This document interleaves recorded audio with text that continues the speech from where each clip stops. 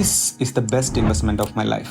Let me tell you the story of a fox which changed the way how I look at life.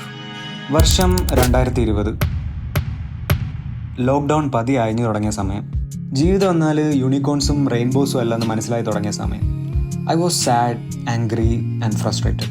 ഉള്ളിൽ ഇങ്ങനെ കുമിഞ്ഞു കൂടിക്കൊണ്ടിരിക്കുന്ന ആ rage എവിടെ കൊണ്ടിട്ട് തീർക്കുമെന്ന് ആലോചിച്ചിരിക്കുമ്പോഴാണ് OLXൽ ഞാൻ ആ പരസ്യം കണ്ടത്. ഒരു black beauty with red elements. കയ്യിൽ നിന്ന് അത്യാവശ്യം കാശിറങ്ങിയതുകൊണ്ട് തന്നെ I had to validate my purchase by using it. അങ്ങനെ ഇല്ലാത്ത ഇൻട്രസ്റ്റ് ഉണ്ടാക്കി ഞാൻ സൈക്കിൾ ഔട്ടാൻ തുടങ്ങി. ആദ്യം മൈൻഡ് ലൗഡ് ആകുമ്പോഴായിരുന്നു സൈക്കിൾ എടുത്ത് പുറത്തേക്ക് ഇറങ്ങിയിരുന്നത്. And I notice something. ഒരു റൈഡ് കഴിഞ്ഞ് വീട്ടിൽ തിരിച്ചെത്തുമ്പോൾ I was too exhausted to let in any noise. അങ്ങനെ സ്വന്തം ഡീമൺസിൽ നിന്നുള്ള ഒരു എസ്കേപ്പ് എന്നോണം cycling became my habit. Eventually the dynamic started to shift. Vipassana എന്നൊരു ആൻഷ്യൻ്റ് ബുദ്ധിസ്റ്റ് മെഡിറ്റേഷൻ മെത്തേഡുണ്ട്. കൺസെപ്റ്റ് വളരെ സിമ്പിളാണ്. നമ്മുടെ ചിന്തകളെയും ഇമോഷൻസിനെയും ഫിസിക്കൽ സെൻസേഷൻസിനെയും ഒബ്സർവ് ചെയ്യുക without any attachment or judgment. തലകുത്തി നിന്ന് മെഡിറ്റേറ്റ് ചെയ്തിട്ടും ഇതൊന്നും വർക്കൗട്ട് ആവാത്ത ഞാൻ റാൻഡം ആയിട്ട് സൈക്കിളിലിരുന്ന് എൻ്റെ തോട്ട്സിനെയും ഇമോഷൻസിനെയും ഒബ്സർവ് ചെയ്യാൻ തുടങ്ങി without any judgement.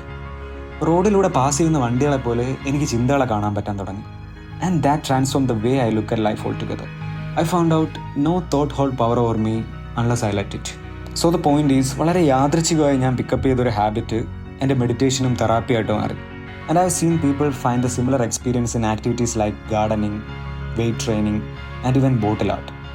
Maybe you too are one impulsive decision away from the best investment of your life.